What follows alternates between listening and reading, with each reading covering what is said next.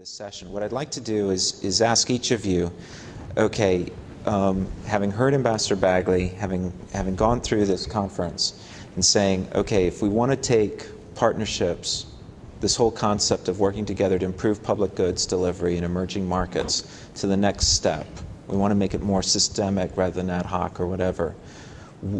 Where would you go? Thinking strategically, thinking as yourself. Okay, this is where we got to go. What would you say? Any volunteer to go first? Sylvia? To be brief, I mean, just being very clear and on objectives, picking the right partners, and the programs that are transformational. Who? You, Chevron? Yes, Chevron. As being more selective?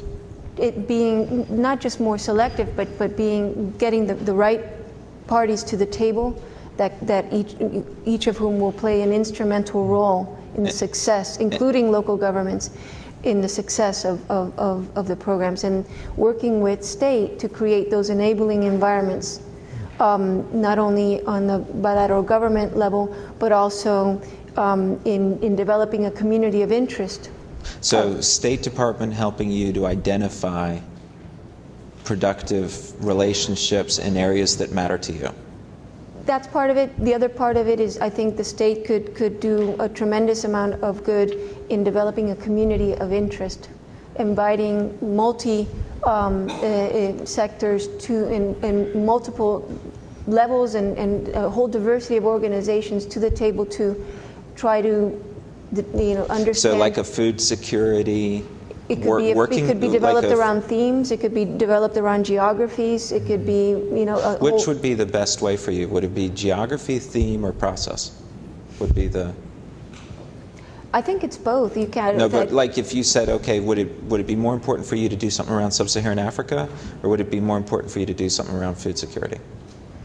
I think they're complementary. They're complementary. So do a workshop, or. Not only are they complementary, I think the issues cut across many regions. Mm-hmm. So what we, from addressing basic human needs to building capacity, that's something that all of the countries need.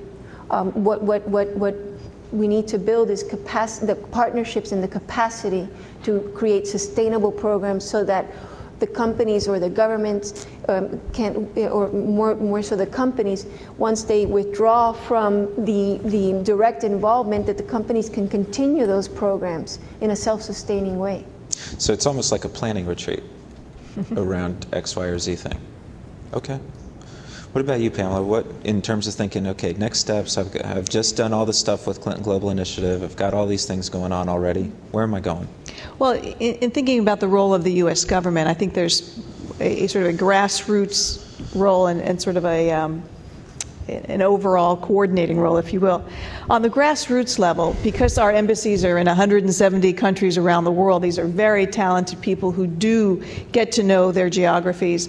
I think it's helpful if they let the local U.S. industry, U.S. business community in their countries understand when there is an opportunity for us to be a convener, a catalyst, or a collaborator. I don't necessarily view the U.S. government's role in being a convener or a catalyst or a collaborator, but sharing that information when there are opportunities for U.S. business in a geography.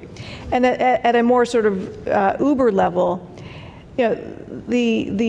the country donor community and the international development banks is a very confusing space, and the ability for there to be some sort of rationalization across that community and understanding of which countries are focused on, whether it's countries or topics, I think would be very helpful.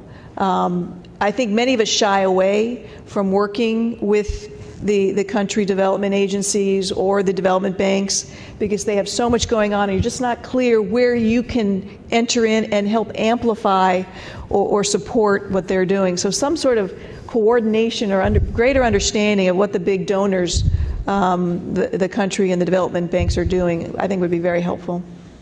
Kind of building on the report that we launched today. David, you gotta do more. Mm-hmm.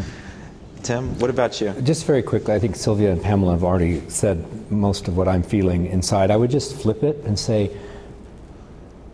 the state probably could do a better job of broadcasting the good things that our corporate citizens do in those countries, rather than the bad things. It's always about the military and about defense and all of, taking over the world. These programs are great programs that they have, and why can't the state, the embassies and the other diplomatic outposts broadcast the good things that we're doing in those communities?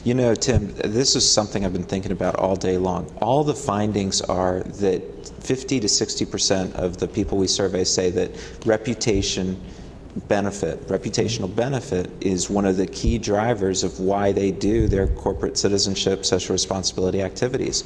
And people say that's not part of the company or something. As a marketing type person in a former life, I'm like, absolutely, that's key to the company. The whole marketing reputation piece is core. We have to embrace our reputational side of what we're doing rather than dismiss it. I think that's you hit something that I've been thinking all day today on this piece.